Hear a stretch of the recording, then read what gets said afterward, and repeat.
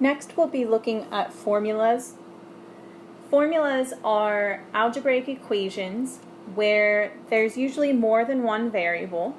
So, for example, you might remember the formula that the area of a rectangle equals length times width. Or maybe you remember the area of a circle is pi r squared. Those are examples of formulas. We're going to start with the formula for the area of a rectangle. Area equals length times width. And we're going to rearrange this formula by solving it for L so that we can find the length. And then we'll solve a sample problem. So this works just like solving other equations.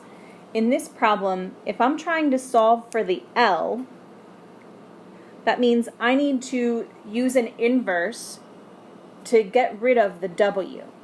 And right now with the L and the W right next to each other like that, that means area equals length times width. And the inverse of multiplying by W would be dividing by W. So we're going to divide both sides by W.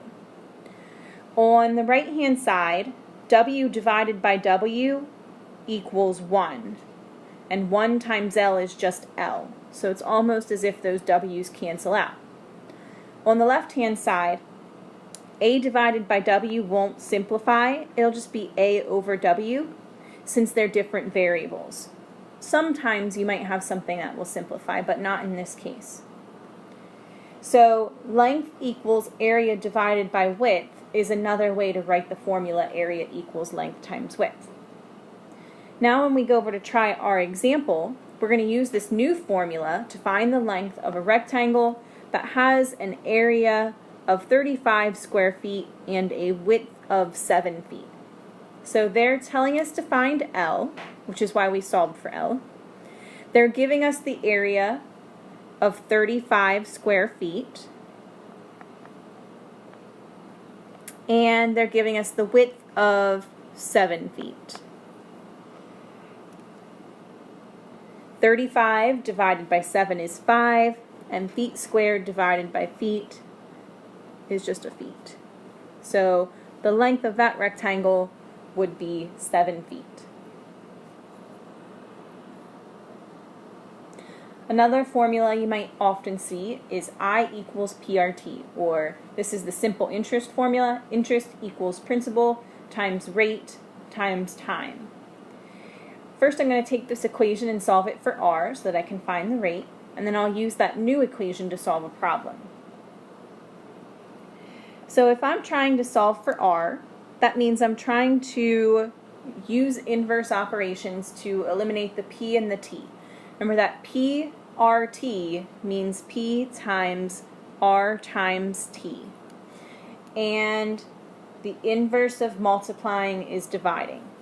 Now if it helps, you can remember that multiplication is commutative, so I could rewrite this as P times T times R, or PT times R, and then that might make it a little bit easier to see that to get the R by itself, the inverse of multiplying by PT would be dividing by PT. And PT divided by PT is 1, so it's sort of like that cancels out over on the left-hand side.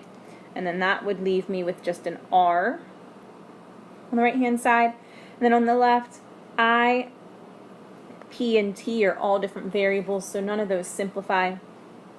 And this is my new formula, rearranged or solved for R. Now I'm going to use that new formula. Find the interest rate, which means find R, which is why we solved for R, on an investment of $1,500. Now, that's the principal. So that goes in for P. That earned $54, that's the interest, with a simple interest for 1 year. So the time is 1 year. So plugging all of that in, that gives me 0.036, and usually we write interest rates as a percent. So to change 0.036 into a percent, we'd multiply by 100 or move the decimal 2 places to the right, and that simplifies then to 3.6%.